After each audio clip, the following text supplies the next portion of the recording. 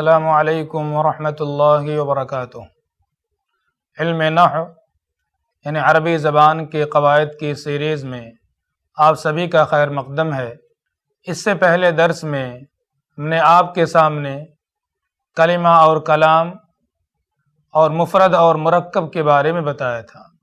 آج کے اس درس میں انشاءاللہ آپ کے سامنے کلمہ کی اقسام اور ان کی علامات پیش کی جائیں گی۔ کلمہ کی عربی زبان کے اندر 3 قسمیں ہیں، اور وہ 3 قسمیں ہیں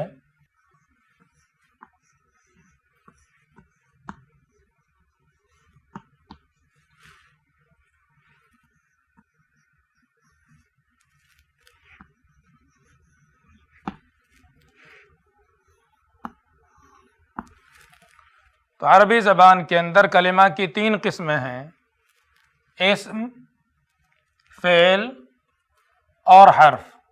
کوئی بھی جملہ آپ بڑے سے بڑا لے لیں، اس کے اندر جو عبارت ہوگی وہ انہی تینوں سے مل کر بنی ہوگی۔ کوئی کلمہ اس میں اسم ہوگا، کوئی کلمہ فعل ہوگا اور کوئی کلمہ حرف ہوگا۔ کوئی بھی ایسا کلمہ عربی زبان کے اندر نہیں مل سکتا جو ان تینوں میں سے کسی ایک کے اندر نہ آتا ہو۔ اب ہم اس کے بعد یہ جو کلمہ کی 3 قسمیں ہیں، ہر ایک کی تعریف مثال دے کر کے آپ کو سمجھائیں گے۔ سب سے پہلے آپ کے سامنے اسم کی تعریف بیان کی جا رہی ہے کہ اسم کسے کہا جاتا ہے۔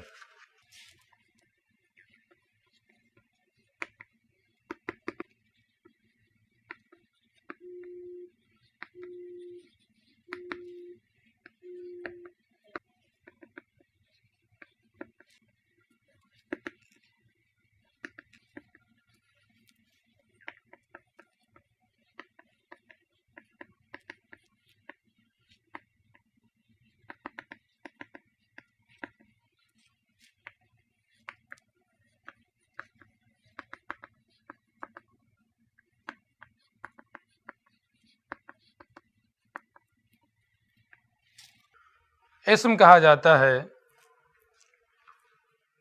وہ کلمہ جو کسی شخص، جانور، چیز، جگہ، جنس، صفت یا عمل پر دلالت کرے اور اس کے اندر تینوں زمانوں میں سے کوئی زمانہ نہ پایا جائے۔ مثال کے ذریعے سے اسے ہم سمجھتے ہیں۔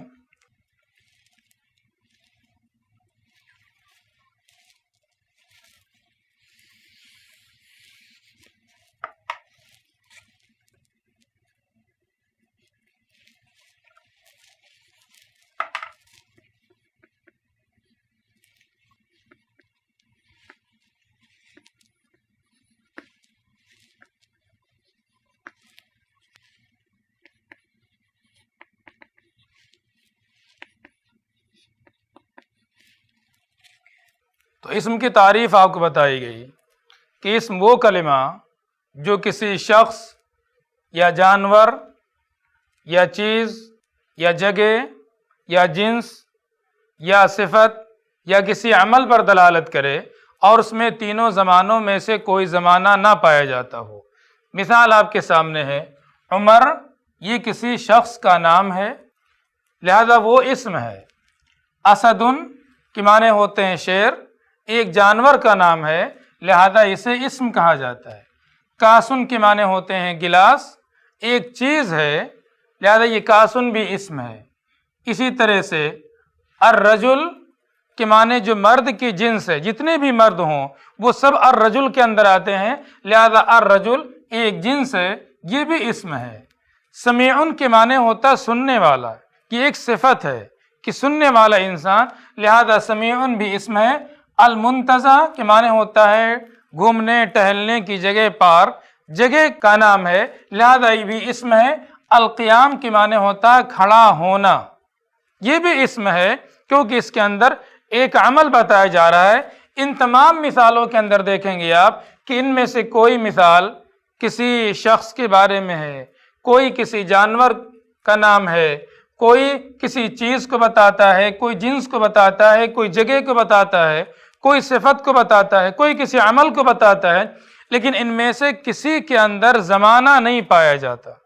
تینوں زمانوں میں سے کس میں ماضی کا زمانہ پایا جائے یا حال کا زمانہ پایا جائے یا مستقبل کا زمانہ پایا جائے، تینوں زمانوں میں سے کوئی زمانہ نہیں پایا جاتا، لہذا یہ سب کے سب اسم ہے۔ لہذا اسم کی تعریف ہوتی ہے وہ کلمہ جو کسی شخص یا جانور یا چیز یا جنس یا صفت یا جگہ یا کسی عمل پر دلالت کرے اور اس کے اندر تینوں زمانوں میں سے کوئی زمانہ نہ پایا جائے، یہ اسم کی تعریف ہوئی۔ اس کے بعد ہم آتے ہیں فعل کے اوپر۔ فعل کسے کہتے ہیں؟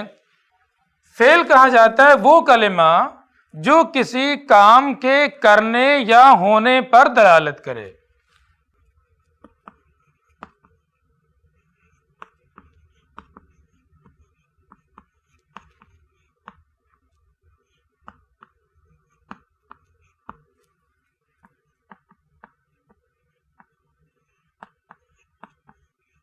وہ کلمہ جو کسی کام کے کرنے یا ہونے پر دلالت کرے،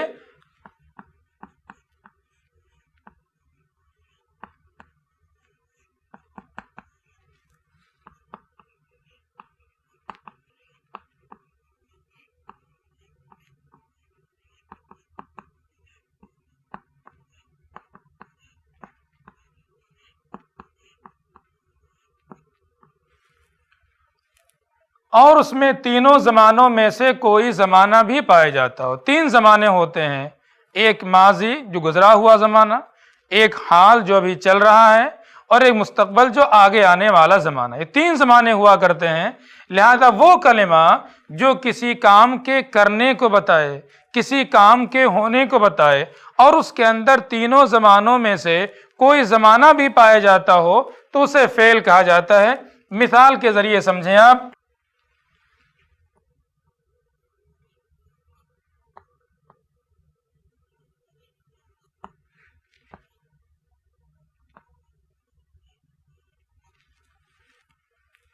یہ تین مثالیں آپ کے سامنے ہیں۔ ایک مثال ہے سمع، جس کے معنی ہوتے ہیں سنا۔ دوسری مثال ہے یسمع، جس کے معنی ہوتے ہیں سنتا ہے یا سنے گا۔ تیسری مثال ہے اسمع، جس کے معنی ہوتے ہیں سنو، یعنی آئندہ زمانے کے اندر اس بات کو سنو تم۔ تو یہ تین مثالیں آپ کے سامنے ہیں۔ ان تینوں کے اندر آپ دیکھیں گے کہ ان کے اندر کسی کام کے کرنے کے بارے میں بتایا جا رہا ہے، کسی کام کے کرنے پر دلالت کر رہا ہے، لہذا یہ تمام کلمات سننے پر دلالت کر رہے ہیں، اور ان تینوں کے اندر کوئی نہ کوئی زمانہ پایا جاتا ہے۔ سمع کے اندر ماضی کا زمانہ پایا جاتا ہے، یعنی اس نے سنا گزرے ہوئے زمانے میں۔ یسمع کے اندر حال یا استقبال کا زمانہ پایا جاتا ہے، یعنی وہ سنتا ہے یا آئندہ زمانے میں سنے گا۔ اسمع کے اندر بھی استقبال کا زمانہ پایا جاتا ہے، یعنی حکم آگے کے بارے میں دیا جا رہا ہے کہ آپ اس بات کو سنیں۔ لہذا وہ کلمہ جو کسی کام کے کرنے یا کسی کام کے ہونے پر دلالت کرے اور اس میں تینوں زمانوں میں سے کوئی زمانہ بھی پایا جاتا ہو، اسے فعل کہا جاتا ہے۔ اب اس کے بعد ہم آتے ہیں حرف پہ۔ کلمہ کی تیسری قسم ہے حرف۔ حرف کسے کہتے ہیں ہم سمجھتے ہیں۔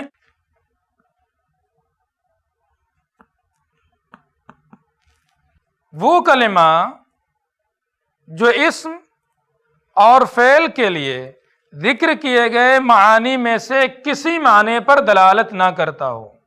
وہ کلمہ جو اسم اور فعل کے لیے ذکر کیے گئے معانی میں سے کسی معنی پر دلالت نہ کرتا ہو، اور وہ اس لیے آتا ہو تاکہ مختلف اسماء کے اندر یا اسماء اور افعال کے اندر جوڑ کا کام کرے، ایسے کلمات کو حرف کہا جاتا ہے۔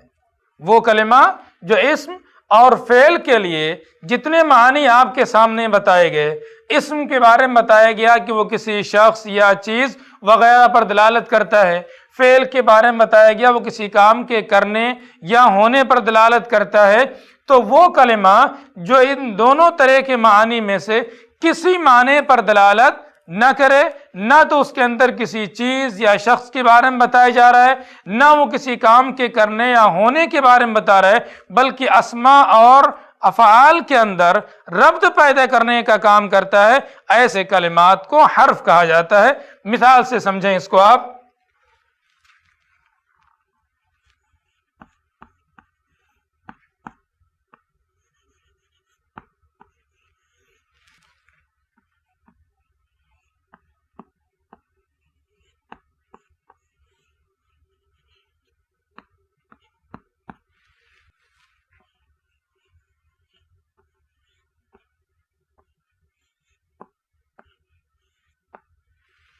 ان مثالوں کو دیکھیں آپ۔ پہلی مثال ہے حل انت مہندس، اس کا معنی ہوتا ہے کیا تم انجینئر ہو۔ رکبا فی السفینۃ، اس کا معنی ہوتا ہے وہ کشتی میں سوار ہوا۔ صلی ثم خرج، اس نے صلاۃ ادا کی، نماز پڑھی، پھر وہ نکل گیا۔ یہ تین مثالیں آپ کے سامنے ہیں۔ انت مانے تم، ظاہر یہ کسی شخص پر دلالت کر رہا ہے تو یہ اسم ہے۔ مہندسن کے معنی ہوتا ہے انجینئر، یہ بھی اسم ہے، لیکن اس کے اندر جو حل لگا ہوا کیا، تو نہ تو کسی شخص پر دلالت کر رہا ہے، نہ کسی چیز پر دلالت کر رہا ہے، نہ اس سے کسی کام کا کرنا یا ہونا معلوم ہو رہا ہے، تو اس جملے کے اندر جو حل کا لفظ ہے یہی کلمہ حرف کہلاتا ہے۔ دوسری مثال کے اندر آپ دیکھیں، رکبا فی السفینۃ، رکبا مانے سوار ہوا، سفینہ کے معنی کشتی، تو اس کے معنی سوار ہوا، اس کے معنی کشتی۔ اب دونوں کے اندر کوئی جوڑ نہیں ہے، یہ اس کا معنی کشتی، اس کا معنی سوار ہوا، دونوں کے درمیان جوڑ پیدا کرنے کے لیے کہ کشتی میں سوار ہوا ایک کلمہ استعمال کیا گیا فی، لہذا فی اس جملے کے اندر یہ حرف ہے، اس فعل اور اس اسم کے درمیان ربط اور جوڑ کا کام کر رہا ہے۔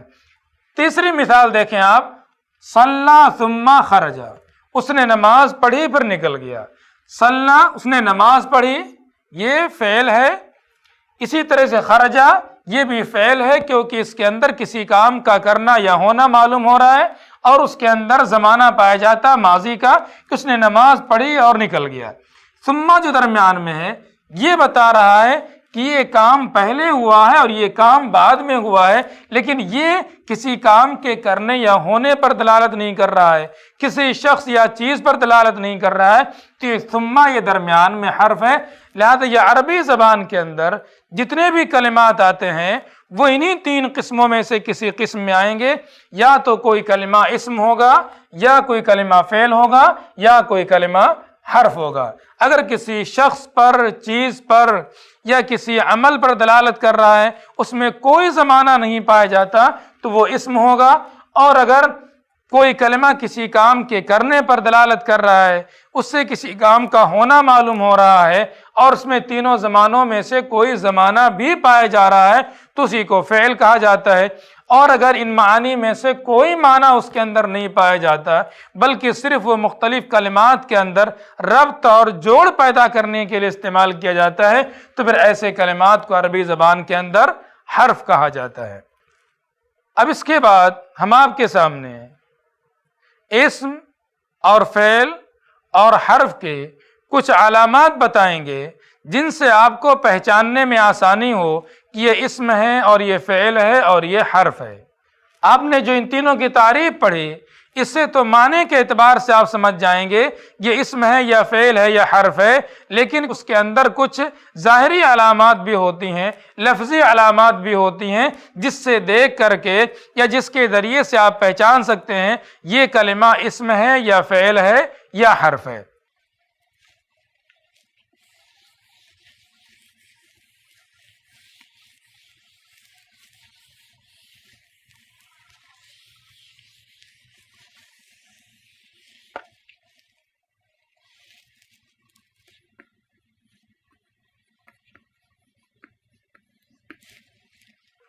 سب سے پہلے ہم آپ کے سامنے اسم کے علامات ذکر کرتے ہیں کہ اسم کی علامات کیا ہیں اور وہ کون سے خصوصیات ہیں جن سے معلوم ہوتا ہے کہ یہ کلمہ اسم ہے۔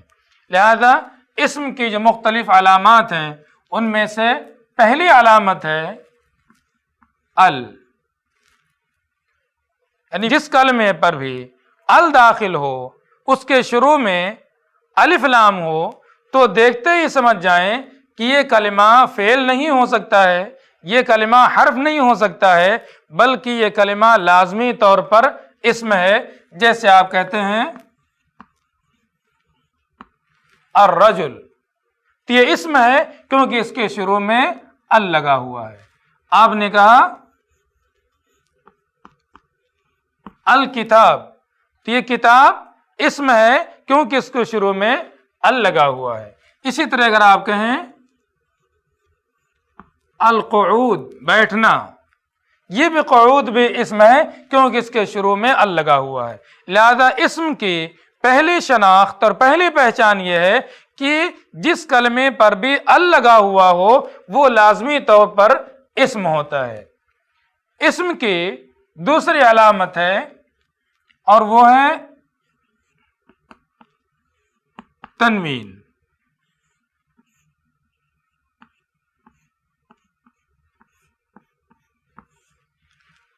تنوین یعنی دو پیش، دو زبر یا دو زیر۔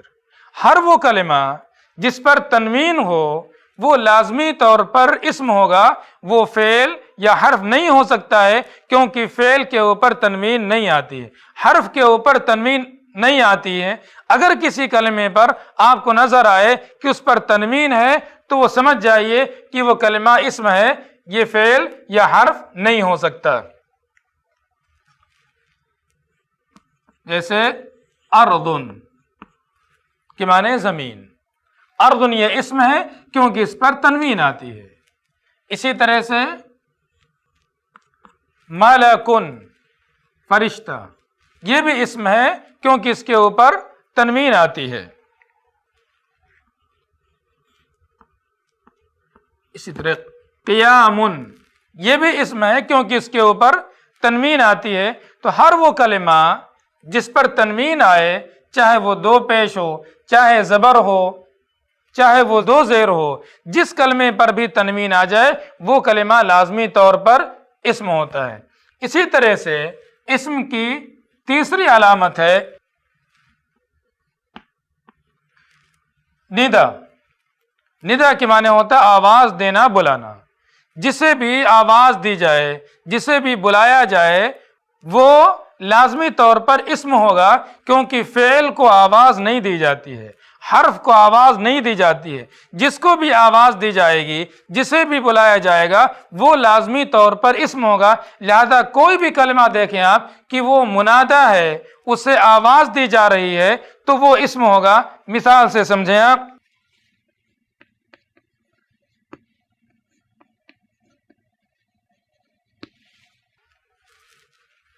یا رجل، یا فاطمۃ، ان مثالوں کے اندر دیکھیں گے آپ نہ تو اس کے اوپر ال لگا ہوا ہے اور نہ اس کے آخر میں تنوین ہے، دونوں کے اندر نہ تو ال ہے اور نہ تنوین ہے، لیکن اس کے باوجود بھی یہ اسم ہے کیونکہ اس سے پہلے یا حرف ندا لگا ہوا ہے، اس کے ذریعے سے اس کو آواز دی جا رہی ہے، بلایا جا رہا ہے۔ یا رجلوں کے معنی اے آدمی، یا فاطمتوں کے معنی اے فاطمہ۔ لہذا ہر وہ کلمہ جسے آواز دی جائے، بلایا جائے، منادہ جو واقع ہو وہ لازمی طور پر اسم ہوتا ہے۔ اسی طرح سے چوتھی علامت ہے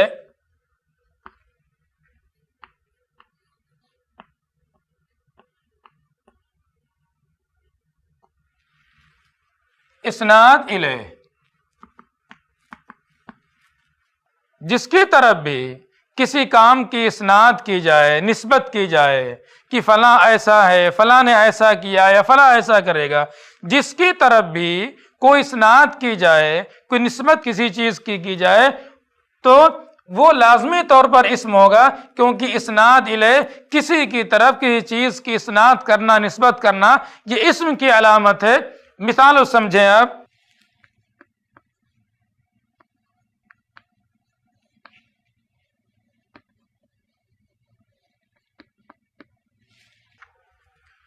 پہلی مثال ہے نام یوسف، اس کے معنی ہوتا ہے یوسف سو گیا۔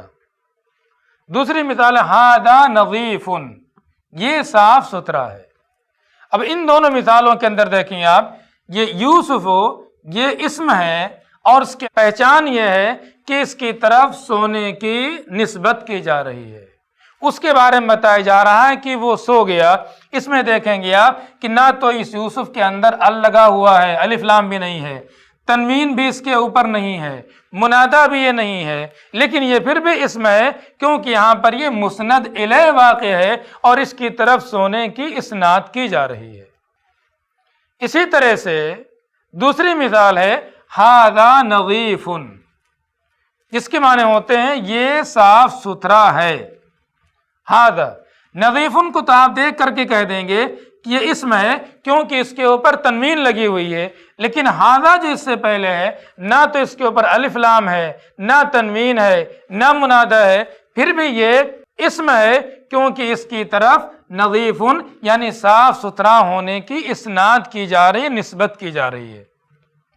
تو اس کے علاوہ اور بھی علامات ہیں اسم کی، لیکن اختصار کے ساتھ جو بنیادی علامات ہیں اسم کی وہ یہاں پر بیان کی گئی ہیں، لہذا اسم کی یہ 4 بنیادی علامات ہیں۔ ایک تو کسی کلمے پر اگر آپ کو ال نظر آ جائے تو سمجھ جائیں کہ یہ اسم ہے، اسی طرح سے اگر کسی کلمے پر تنوین ہے تو وہ لازمی طور پر اسم ہے، اسی طرح کوئی کلمہ اگر منادہ واقع ہے، اس سے آواز دی جا رہی ہے تو وہ اسم ہوگا۔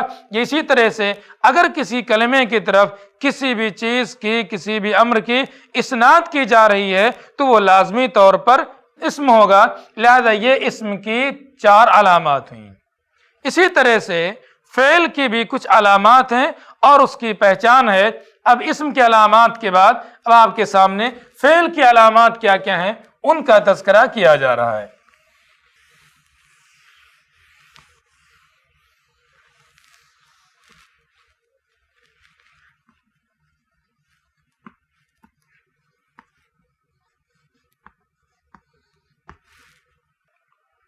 فعل کی علامات، فعل 3 طرح کا ہوتا ہے، جیسا کہ آگے انشاءاللہ ہم پڑھیں گے۔ فعل ماضی، فعل مضارع اور فعل امر، ان تینوں کی اپنی الگ الگ شناخت اور پہچان ہوا کرتی ہے۔ فعل ماضی کی اپنی شناخت ہے، اسی طرح سے فعل مضارع کی اپنی شناخت ہے اور فعل امر کی اپنی شناخت ہے۔ انشاءاللہ آئندہ درس میں آپ کے سامنے فعل کی کیا کیا پہچان ہوتی ہے، کیا کیا فعل کی علامات ہوتی ہیں، فعل ماضی کی علامت کیا ہوتی ہے، فعل مضارع کی پہچان کیا ہوتی ہے، فعل امر کی پہچان کیا ہوتی ہے، انشاءاللہ مثالوں کے ساتھ آپ کے سامنے بیان کی جائیں گی۔ آج کے اس درس میں اسی پر اکتفا کیا جاتا ہے۔ والسلام علیکم ورحمۃ اللہ وبرکاتہ۔ سامعین کرام، ہمارے علمی اور عوامی دروس اور سوال و جواب کی مجلسوں سے آپ خود بھی مستفید ہوں اور اپنے دوست و احباب کے ساتھ بھی شیئر کریں۔ عین ممکن ہے کہ آپ کے شیئر سے کسی کی اصلاح اور آپ کے لیے صدقہ جاریہ بن جائے۔ واٹس ایپ پر اسلامک میسج حاصل کرنے کے لیے نمبر نوٹ فرمائیں: یعقوب عزیز 00966 5089 59707۔ واٹس ایپ سوال و جواب گروپ میں ایڈ ہونے کے لیے نمبر نوٹ فرمائیں: عبدالسلام عمری 00966 502627 نمبر بھیجتے ہوئے نام اور پتہ ضرور لکھیں۔ اسی طرح ہمارے یوٹیوب چینل اسلامی دعویٰ کو ضرور سبسکرائب کریں تاکہ ہماری ہر نئی اور اہم ویڈیو کی اطلاع آپ کو فوری حاصل ہو جائے۔ تمام دروس، مقالات اور سوال و جواب سیریز کے لیے ہماری مشہور ویب سائٹ www.islamidawah.com کا مشاہدہ کرتے رہیں۔ السلام علیکم ورحمۃ اللہ وبرکاتہ۔